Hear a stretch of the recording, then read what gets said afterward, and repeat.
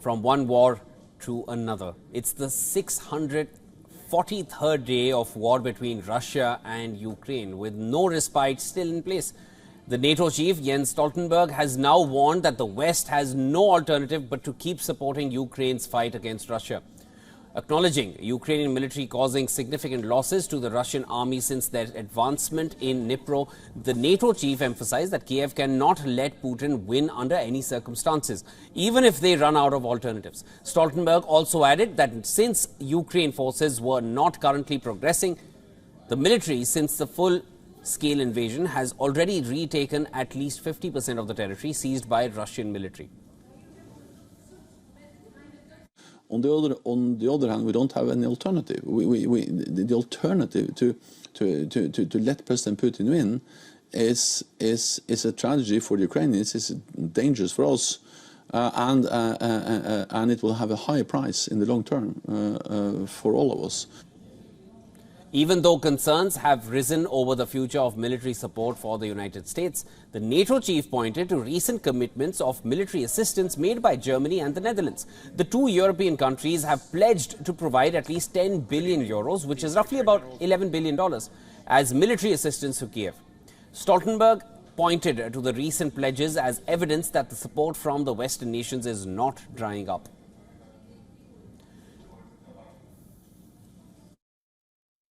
Need, despite the difficulties, despite the lack of also progress or achievements, also territorial gains, we need to continue to support Ukraine. So we have a responsibility as political leaders, but also as individual citizens in our countries, to stand up for Ukraine. NATO foreign ministers have a scheduled meeting in Brussels on Tuesday. The meeting will ensure NATO's support for Kyiv, despite Israel's war with Hamas diverting much of the attention.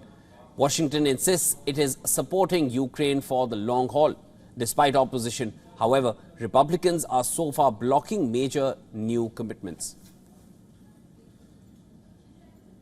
It's too early to say exactly what will be the decision at the Washington summit. All allies agree that in the midst of a war, full membership is not possible, but of course we will continue to look into to address how we can move Ukraine and NATO even closer together as we prepare for the Washington summit.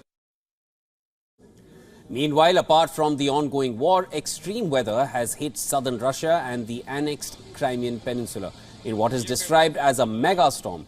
The extreme weather brought violent gusts of wind and giant waves breaking over motorways.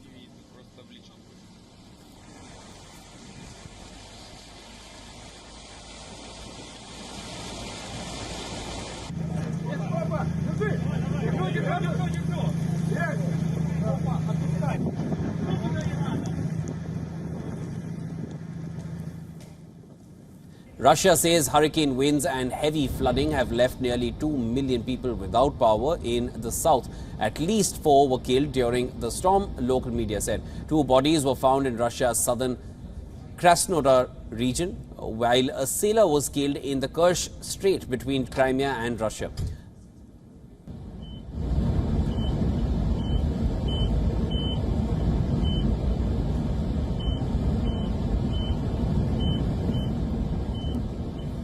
Hurricane force winds also wreaked havoc in Ukraine, dubbed Storm of the Century.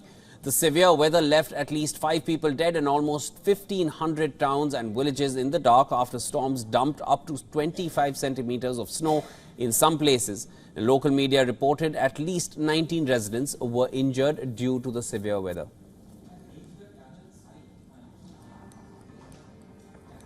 Перше, від ранку отримую звіти щодо ситуації в тих наших регіонах, де є наслідки негоди.